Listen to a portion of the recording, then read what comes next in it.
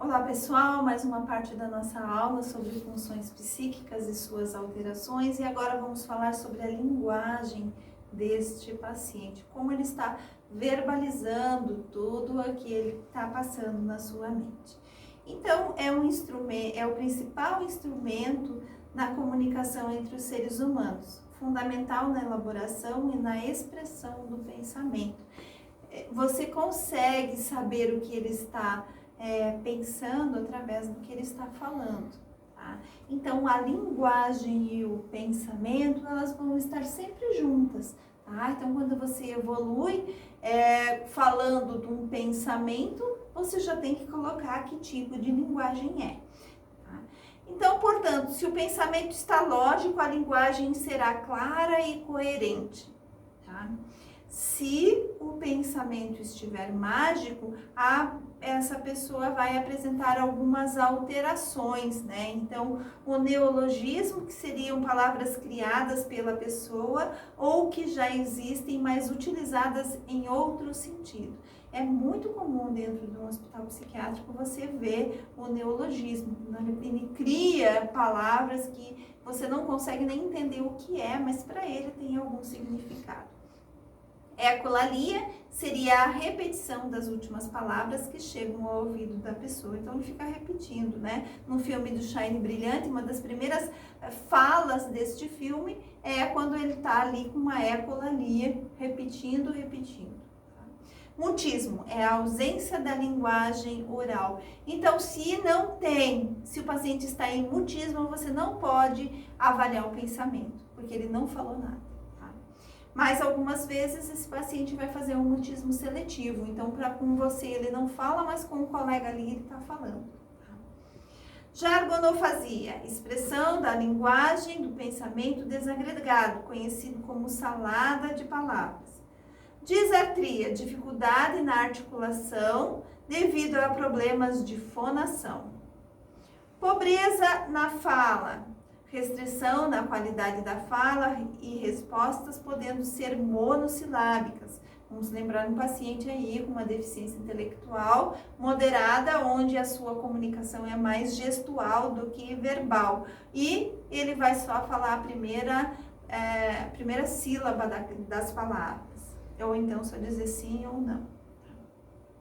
Pobreza do conteúdo da fala, a pessoa fala muito, mas as informações que transmite são vagas. Então, ele fala, a gente vai falar que esse paciente é um prolíxico, né? Então, ele fala, mas ele não diz nada.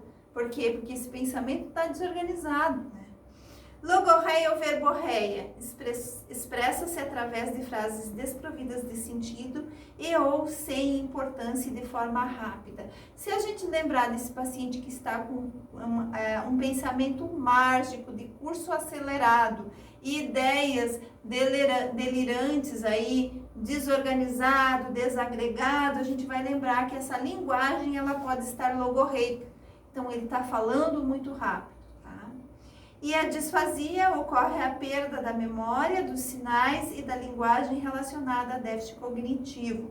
Então, alguns pacientes com deficiência intelectual vão ter disfasias e também pessoas com demência, num Alzheimer aí, num estágio mais avançado, esse paciente já não verbaliza mais. Tá? Aqui é inteligência agora. Como a gente vai avaliar a inteligência? Somos profissionais da enfermagem, então não estamos capacitados a fazer testes para avaliar a inteligência. Quem faz teste para avaliar a inteligência vai ser o psicólogo, neuropsicólogo, psiquiatra, tá? E neurologista também, mas tem que ter uma formação para conseguir avaliar a inteligência, tá? Nós, profissionais da enfermagem, a gente sempre vai falar num termo aparente. Tá? Então, o que é inteligência? A inteligência refere-se basicamente à totalidade das habilidades cognitivas da pessoa. São dois grupos de patologias que apresentam alterações de inteligência. A demência, na qual o déficit intelectual é involutivo, e a deficiência intelectual, onde o déficit ocorre pela interrupção do processo de desenvolvimento. Então, no caso de uma pessoa com uma demência, essa inteligência vai estar abaixo porque ela não está conseguindo produzir os pensamentos de uma forma adequada.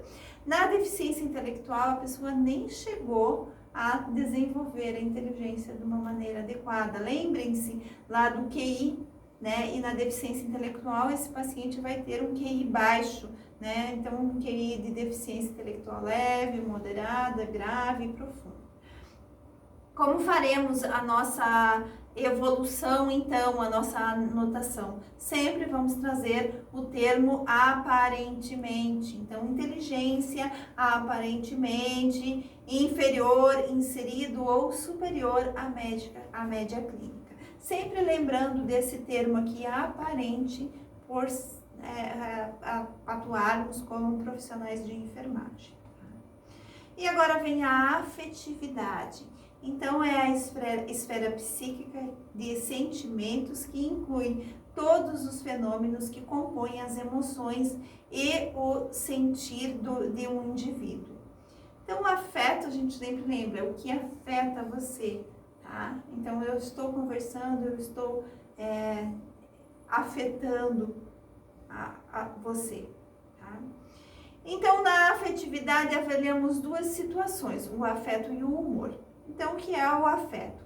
É a expressão de uma emoção. E o humor é o estado emocional do indivíduo relatado por ele mesmo. Então, quando a gente vai conversar com um paciente, quando a gente vai fazer a avaliação do estado mental, a gente sempre pergunta para ele, como está o seu humor hoje? E ele vai dizer. E se ele estiver numa fase maníaca, ele já vai dizer, eu estou muito feliz, eu estou muito alegre, Se ele estiver num momento deprimido, ele vai dizer, minha vida não tem mais graça, estou muito triste, e vai discursando sobre isso. Mas se você pergunta para um paciente que está com um humor dentro da normalidade, ele já diz, não, tá tudo bem, eu estou tranquilo. Então, a gente vai sempre avaliar duas partes na afetividade. Um vai ser o humor e o outro o afeto. Então, o que é o humor? Aqui existem algumas alterações, né, do humor. Então, eutimia é a denominação para um estado normal de humor. Então, eutimia, né, que é do grego o eu, que é normal, e timo, que é o humor. É definido como um estado de equilíbrio no humor e também como um estado de tranquilidade e contentamento. Quando fala de humor, a gente sempre vai lembrar da glândula timo, que é uma glândula que na antiguidade se falava muito a respeito do humor da pessoa conforme a produção, né, dos hormônios da glândula timo, tá? Então, dentro das alterações do humor, apresenta-se a euforia. Então, seria a alegria exagerada, geralmente acompanhada por ideias de grandeza. E a depressão, que seria a tristeza profunda, acompanhada de lentidão dos processos. Então, a gente vai pensar nesse paciente com um humor hipotímico, então vai estar abaixo, né? Abaixo do que é normal é um humor deprimido. Um humor hipertímico vai estar acima do que é normal, então é um humor eufórico, tá? E agora no afeto, então quais são as alterações do afeto? Como ele está expressando essa afetividade? Então, labilidade afetiva, grande facilidade para mudar o estado afetivo, ansiedade, sentimento de desconforto e apreensão, caracterizado por inquietação, tremores, taquicardia e sudorese. Embotamento afetivo, diminuição da modulação afetiva, mímica e facial e corporal monótona. Ambivalência afetiva, existência de estados afetivos opostos em relação a determinada situação ou objeto. Inadequação afetiva, incoerência entre estímulo desencadeante e a expressão afetiva. A gente fala de uma coisa e ele responde de outra, né? Fobia, temor insensato, obsessivo e angustiante em determinadas situações. puerilismo, caracterizado pela regressão da personalidade adulta a nível infantil. Quando a gente vai pensar nesse paciente com um humor, né, com um afeto pueril, a gente vai lembrar dele também com uma deficiência intelectual, então muito infantilizado para a idade que representa.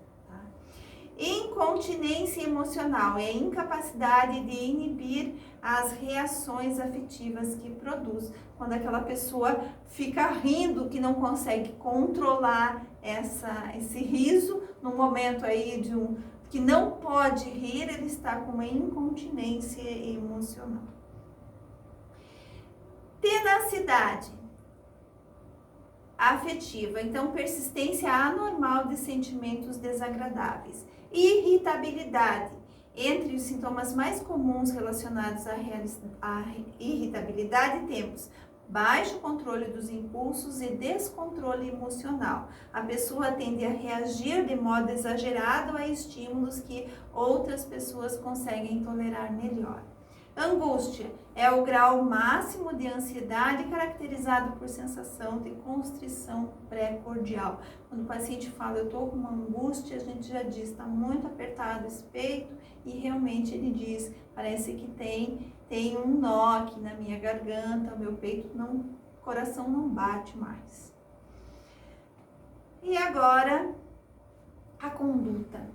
Como este paciente vai se comportar na entrevista, quando você está atendendo ele, como ele está, né?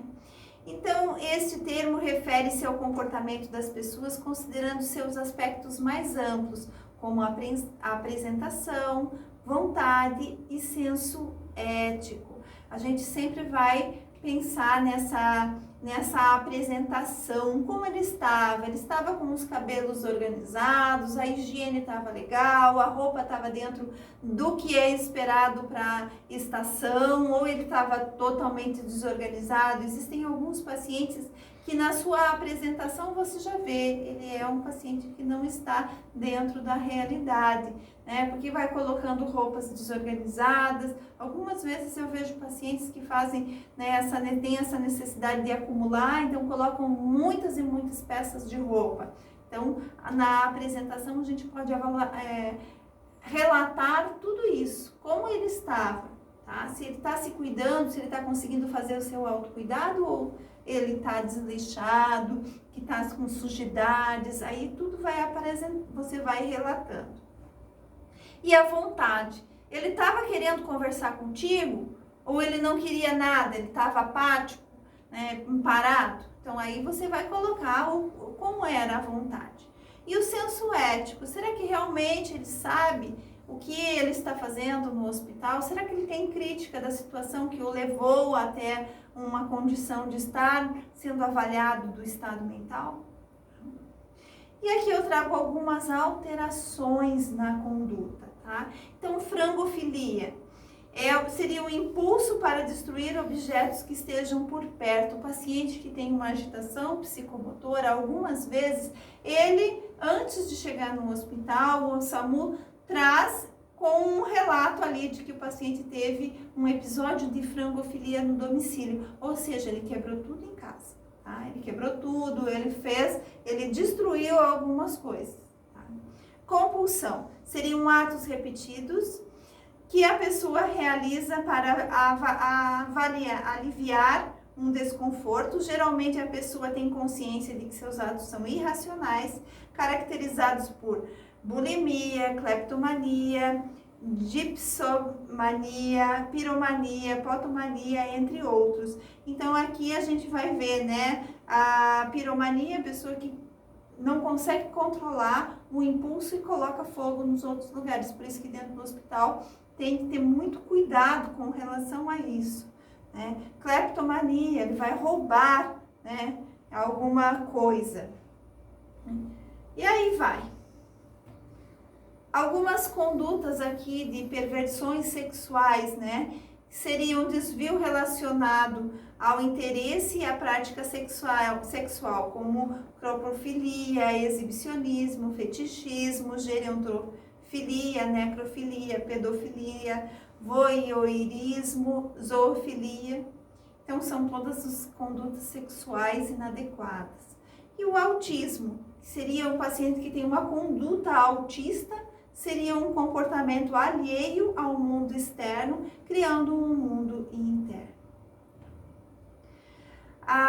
Algumas outras alterações da conduta: autoagressividade, atos agressivos contra si mesmo, como automutilação e ações suicidas.